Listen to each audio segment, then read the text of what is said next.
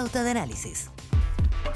Oye, tranquilidad, son 8,6. ¿Cómo se puede pedir tranquilidad cuando se pronostican 37 grados de máxima hoy día? Dicen que hoy día va a ser el día más caluroso de esta ola de calor. Así es, mucho calor y bueno, también esto es mucho cuidado, autocuidado y cuidado con el entorno también. Vamos a avanzar en algo que probablemente también ha tenido altas temperaturas, Connie. Yo creo que cerrando enero, que de alguna manera es también el cierre de un mes activo, porque febrero, al menos en la política, es un mes como de reposo. Hay receso legislativo, los tribunales también se van de vacaciones, Entonces, claro, y lo que estamos viendo es como una suerte de una dificultad para poder aterrizar acuerdos, a propósito un poco, ¿no es cierto?, de este discurso que hace ayer de despedida a Ricardo Lagos Escobar. Uno retoma ahí algo. Y entonces tenemos en línea a la economista, directora de la Escuela de Gobierno de la Universidad Católica, Andrea Repeto, que también hace un rato que viene haciendo, ¿no es cierto?, este punto de qué nos está pasando, que está tan difícil aterrizar en acuerdos. Andrea Repeto, Constanza Santamaría y Claudia Álamo por acá. ¿Cómo le va? Hola, muy bien, buenos días. Hola Andrea, ¿qué tal? Buenos días. Andrea, antes de partir con análisis de los temas que están en agenda, un poquito de este discurso de Ricardo Lagos Escobar, que hace su cierre de la esfera pública, porque también él dice en los temas importantes, si es necesario yo voy a opinar. Pero solo un poco tu opinión, ¿no? Ayer todo el mundo opinaba y hablaba del gesto que significaba y el modo en que él hace este paso al costado. ¿Cómo lo viste? Sí, yo concuerdo con esa apreciación. A mí me parece lindo que lo hayas hecho de este modo, en vez de no retirarse nunca o desaparecer de un día para otro. Que nos haya hecho este gesto, en el fondo, de contarnos en qué está y cómo ve las cosas. Tenemos mucho que agradecer, creo yo, Ricardo Lagos, sobre todo en dictadura. Yo tengo edad suficiente como para acordarme de él y toda su actuación muy valiente en ese tiempo. Sí, el tema del coraje, ¿no? En un momento así, sí. Es verdad. Y también hay, no sé cómo lo ves tú, Andrea, pero como con Ricardo Lagos, de alguna manera se va también, no estoy diciendo que se vaya, pero el hecho de que se aleje de la primera línea, ¿cierto? Porque hasta el último plebiscito todo el mundo esperaba qué dice Ricardo Lagos, o el mundo político al menos, pero también hay el fin como de una forma de hacer política. Ayer alguien decía que era el fin también de alguna manera de los acuerdos, de lo que había representado, algo que en algún momento la generación actual que está en el gobierno había criticado tanto, eso de los acuerdos y de ceder, y tú has sido también crítica de esa sensación de lo difícil que está llegar a acuerdos. ¿Cómo ves ese legado, digamos, si es que con Ricardo Lagos se va un poco eso? Yo creo que Ricardo Lagos también lo tuvo difícil en su gobierno. Sí. Si mal lo recuerdan, al principio del gobierno mucha gente decía, este gobierno no va a durar, no va a terminar, no va a llegar a su final. Se escribieron columnas sobre eso. Y después con el Mobgate también hubo gente que pensó que no iba a terminar. No iba a terminar, claro, digamos, en los 6 años que duró. Era el presidente socialista. Eso generó mucho revuelo en su minuto, y para que vean cómo van cambiando las cosas, la manera en que miramos los tiempos. A veces se nos olvidan algunas cosas, a veces las podemos poner en su justo orden de magnitud y podemos tener mejor perspectiva. Yo creo que a Ricardo Lagos también sí le fue difícil y quizá han pasado muchas cosas, pero una de ellas es que las propuestas que se están haciendo hoy día son quizás más audaces de las que se hacían en ese entonces. Y eso ya repito, a tu juicio, ¿es bueno o malo? Es decir, propuestas más audaces. ¿A qué me refiero? A que efectivamente los países a veces tienen que avanzar corriendo la cerca, pero muchas veces si la cerca es muy lejos, cuesta, ¿no? Porque se genera como una atracción hacia más atrás. Entonces, ¿cómo lo ves eso? Porque recuerdo que tú has venido diciendo que el clima de hostilidad en el mundo político nos tiene inmovilizados como país, que no nos está permitiendo avanzar. ¿Cómo lo estás viendo tú en el sentido de que ISAPRES, previsión, pacto fiscal, todos estos temas están sobre la mesa y son todos temas grandes y son todos temas muy importantes? Sí, pero volvamos al agua y a la perspectiva. Quizás la palabra que usé yo, Dacer, no es la mejor palabra. Ya. Él intentó hacer el programa Auge. Él trató de tener un seguro común para todos, grande, que iba a ser financiado con un alza en los impuestos, y eso se llevó a Tribunal Constitucional. Lo que tenemos hoy día es porque no pudo hacer una propuesta de tener un plan común para todos, independiente de cuál fuera tu aseguradora, y tuvo que subir el IVA. para poder financiarlo. Tampoco la tuvo fácil. También eso es algo, probablemente es como el primer paso, creo yo, quizás mi memoria también es corta, por cierto, y que el primer paso es hacer reformas importantes que han costado hacer. La reforma importante posterior, diría yo, en estos ámbitos más sociales, es la reforma a las pensiones solidarias que creó el gobierno de Bachelet, y en eso no lo tuvo difícil porque había recursos para financiarlo, no hubo que hacer hacer una reforma tributaria porque habíamos estado ahorrando recursos y se estaba dejando de pagar los bonos de reconocimiento, así que se podía usar esos mismos fondos y era gastar plata fiscal, y estuvieron todos de acuerdo. Entonces, cuando se gasta plata fiscal, están todos de acuerdo. La PGU, las pensiones solidarias, cuando se gastó el FES para el COVID, están todos de acuerdo.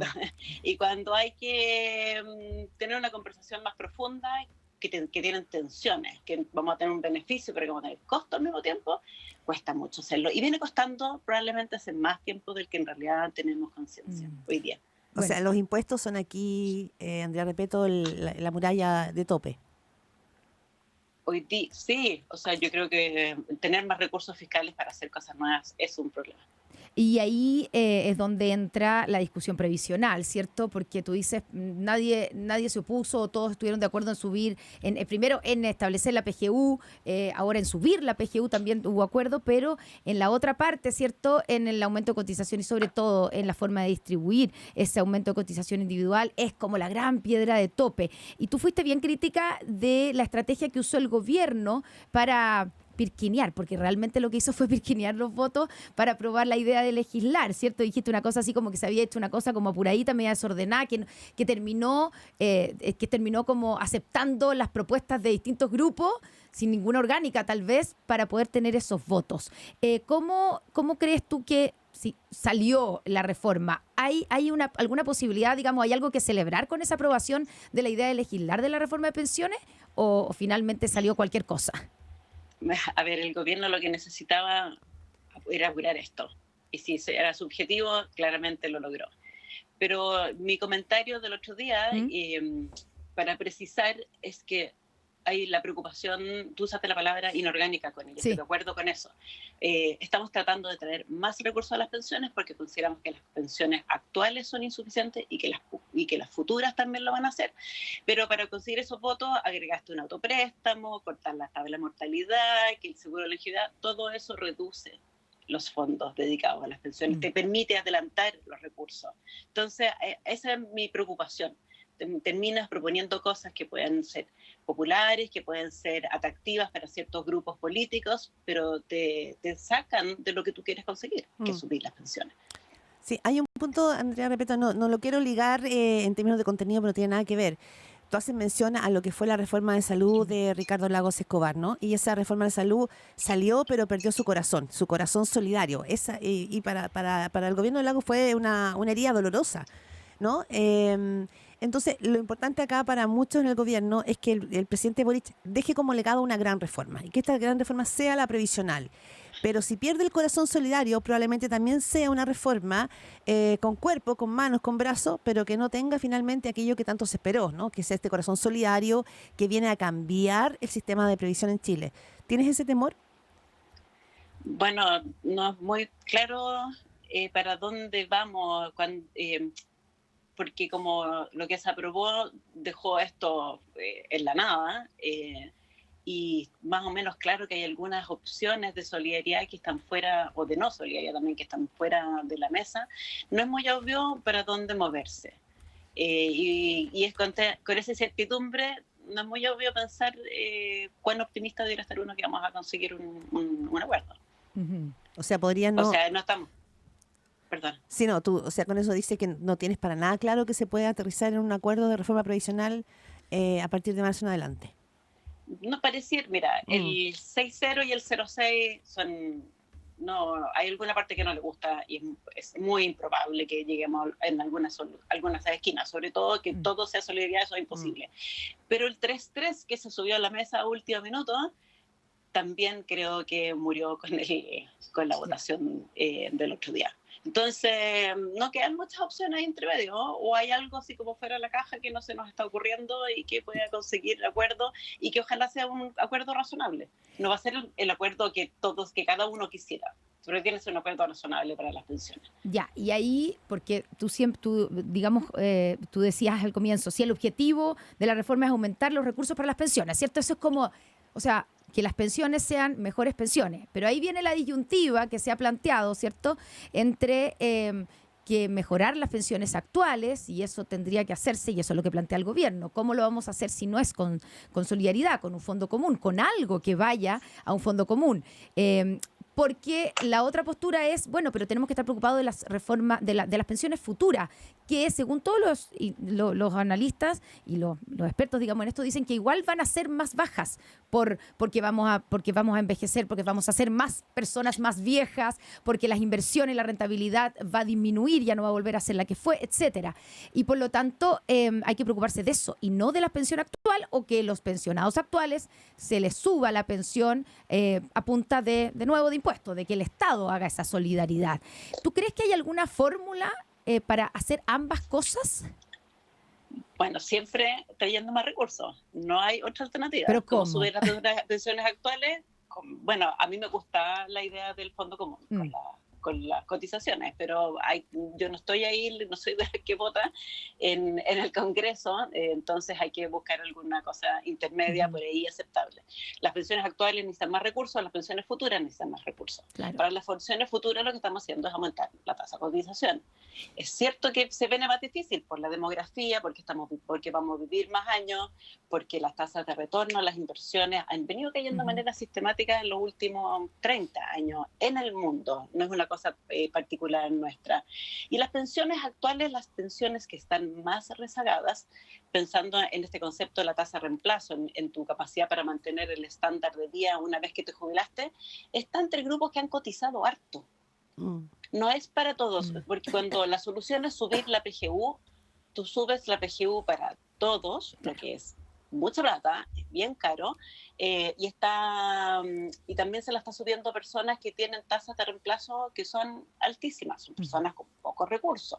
Obvio. Pero tienen tasas de reemplazo altísimas y están mejor en términos de ingresos jubilados que antes de la jubilación. Entonces, ¿cómo llegas a ese grupo particular? Cuando hablamos de pensiones actuales, no es todo el mundo. Es un grupo muy especial que sí participó del sistema, que sí cotizó, que sí se esforzó y que a pesar de eso no consigue esa buena renta, ese buen retorno a su Yo tengo una duda aquí, Andrea Repeto, economista, directora de la Escuela de Gobierno de la Universidad Católica. Tú misma lo has dicho, la discusión sobre una reforma previsional no es de ahora, no es de hace un mes, ni 2 años, ni 3, por lo menos 15 años. Es decir, uno esperaría que el mundo de la política, el mundo de los técnicos, de los académicos, tuviesen un cierto diagnóstico común, que no sea simplemente lo obvio, hay que subir las pensiones, ¿ya? Entonces me llama la atención que sigamos todavía en un tironeo, salvo que la ideología ha endurecido las posiciones y no permite flexibilidad. Y lo planteo así porque lo ha dicho la derecha, Javier Macaya lo volví a decir acá, sienten que el gobierno está en una posición muy ideológica, que la ministra Jara está en una posición muy ideológica, y el gobierno considera que la derecha está en una posición muy ideológica y que no cede. Entonces, ¿cómo ves tú finalmente este choque de... Esto tiene que ver con el problema es la ideología? A ver, han pasado cosas desde las últimas votaciones. Recordando para atrás, Bachelet fue la primera que propuso en su segunda administración esta idea de hacer un fondo, alguna forma de fondo común, separar la industria, bien parecido a lo que estamos conversando ahora. Sebastián Piñera tuvo dos propuestas, una que era el equivalente al 6-0, no más cotización, todo cuenta individuales, y eso no tuvo aprobación. Lo que sí se aprobó en la Cámara esta era la idea del 3-3, que habían resucitado hace un par de días atrás, pero que se cayó en el Senado, porque el Senado, la oposición, quiso parecerse al 0,6 que tenemos, que estuvo en la propuesta hoy día. Pero después tuvo la PGU, y eso sí efectivamente cambia el escenario. No, la derecha tiene un punto en el sentido de que el 3-3 que habían aprobado antes era sin PGU y con PGU es distinta, y creo que tienen razón en eso. Pero también está un problema, más que de ideologismo, creo yo, Claudia, de cortoplacismo. de cortoplacismo, de la ganancia pequeña, de ganarle, de ser oposición y ganar el gobierno de turno. Si ustedes piensan este problema, de verdad, siempre han apoyado su gobierno en esta misma idea. La centroizquierda apoyó a Michelle Bachelet en esta idea. El Frente Amplio, por supuesto que no, porque nunca apoyaba nada antes, que ese es su problema que tiene ahora. A Sebastián Piñera, esta segunda propuesta con el 3-3, la derecha que antes había rechazado, ahora la aceptó, pero la centroizquierda cuando llegó al Senado, lo que había aceptado antes ya no lo quería. Y ahora resulta que el Frente Amplio por fin se sube a este carro y ya el resto dice, no, mejor no. Entonces es un problema de interacción política, quizá ya ni siquiera es de ideología, porque yo creo que todos de alguna manera entienden que hay que traer más recursos, y si no traemos los recursos desde este fondo común, hay que traerlos desde los impuestos, pero tampoco te quiero dar los impuestos, es el no querer darle nada a la contraparte, esperando probablemente ser gobierno en la próxima vuelta, pero arrastrando estos problemas. A mí me cuesta mucho entender que no quieran llegar quien quiera ser gobierno en la próxima vuelta, que quiera llegar con esto resuelto. Me cuesta mucho entender eso. Claro, claro, y ahí uno debería pensar que si, por ejemplo, la oposición está pensando realmente en que podría ser gobierno, debiera querer o tratar de que este asunto esté resuelto, porque otro gobierno, cual sea, va a tener que heredar esto nuevamente. Y nuevamente vamos acumulando, digamos, los años en que no lo resolvemos y se va agrandando el problema. Entonces, claro, tú tienes un punto ahí de que no se entiende como la mirada un poco de largo plazo. Es demasiado... O sea, a 2 años plazo, ni siquiera es para mañana. Es a 2 a 3 años plazo. Es resolver un problema que la ciudadanía está pidiendo hace mucho tiempo, mucho tiempo, y que te conviene tener resuelto, quizás no de la manera que tú querías exactamente, pero de eso se trata la política. Claro. De encontrar ese punto intermedio en donde puedan llegar a un acuerdo y encontrar algo que sea razonable. Ya, ¿y tú ves esa posibilidad en el Senado? Porque esto finalmente se va a ver en el Senado, digamos, a partir de marzo. Tú ya dijiste que la fórmula del 3-3 tú crees que murió junto con el rechazo, en particular en la Cámara de Diputados. Por lo tanto, ni siquiera es un punto de partida. ¿Qué es lo que crees tú que debiera hacer el gobierno pensando en lograr lo que tú dices, lograr de alguna manera lo que querían, lograr llegar a un acuerdo y que salga adelante, pero que flote? ¿Debiera que proponer una fórmula tipo 4-2 o...? Porque también murió la otra, la primera del gobierno. Claro, la 3-2-1. Sí, tremendo. El gobierno tiene minoría en el Senado. Sí. Y lo que sea que logre en el Senado tiene que llevarlo de vuelta a la Cámara después. Claro. Entonces tiene que hacer un mono que es muy delicado, en que tiene que sentarse a conversar. Mira, yo le he puesto harta atención a esta discusión, y yo veo que hay algunas personas de la derecha que efectivamente están abiertas a tener algún fondo común dentro de la misma generación. Uno escucha al senador Galilea y él parece abierto el modo que habla. Y yo creo que esos son los espacios que tiene que ir no sé cuál es la fórmula, pero sí la fórmula política es ir a acercarse justamente a esas personas que han mostrado más apertura y ver qué es lo que efectivamente ellos están dispuestos a hacer. El mundo de Bópoli también habla, no sé, tiene este modelo de subir el IVA para esto, que igual no sé si es muy socialmente aceptable, pero hay alguna apertura y esos son los hilitos que tiene que tener. Pero para eso el gobierno va a tener que llegar y poner sobre la mesa una nueva propuesta, por lo mismo que tú dices, el 3-3 murió. Claro. Y eso va a significar construirla con ellos, el liderazgo en este caso. Entonces, ¿quién tiene la manija de aquí a marzo? Bueno, aquí la iniciativa legislativa la tiene el gobierno. No, sí, claro. Tiene un lado de la manija y por el otro lado lo tiene la derecha, porque son mayoría en el Congreso y tiene que ir a buscar esos votos. Y tiene que convencer, por cierto, el gobierno a su mundo de que eso es lo mejor que se puede conseguir. Claro. Va a significar transar. O la alternativa es nada. Claro, o la alternativa es no tener reforma, digamos. Ese es como y ceder en alguna parte. Ahora yo quiero preguntarte rápidamente, que tal vez suena un poco más técnico, pero hay un argumento que da permanentemente en la derecha y también los estudios que se han dado a conocer acerca de las tasas de reemplazo, tanto el de David Bravo como el que presentó el gobierno, ¿cierto? Que hizo Paula Benavides y Gabriel Ugarte y Rodrigo Vergara. Pero donde quiero preguntarte a ti si tú coincides con eso, que finalmente al aumentar, evidente que hay que aumentar la tasa de cotización, ¿cierto? Y que estamos muy bajos. Pero si tú dieras efectivamente todo ese 6% a capitalización individual, las pensiones futuras tendrían, digamos, subirían un poco más de que si parte de ese 6% lo destinas a un fondo solidario. Eso es efectivo, ¿cierto? O sea, es de toda lógica que en el fondo los pensionados futuros van a tener una pensión menor si es que es parte de ese 6% se va a un fondo solidario. Claro, si la pregunta es cómo financias tú a los pensionados actuales.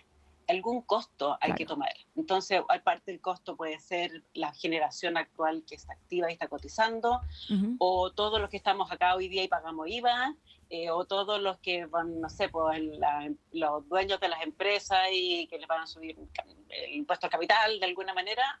Alguien tiene que cargar con esos costos. Claro. Entonces, aquí lo estás diciendo, si lo sacamos de aquí, se nota aquí, pero si lo sacamos de otro lado, se nota de otro lado. Sí, bueno, eso es inevitable. Bueno, esa es la conversación que viene ahora ya en marzo y que probablemente, al menos en el gobierno, hay quienes que consideran que aquí se va a jugar o no el legado del presidente Gabriel Boric. ¿Lo crees tú también, Andrea Repetto?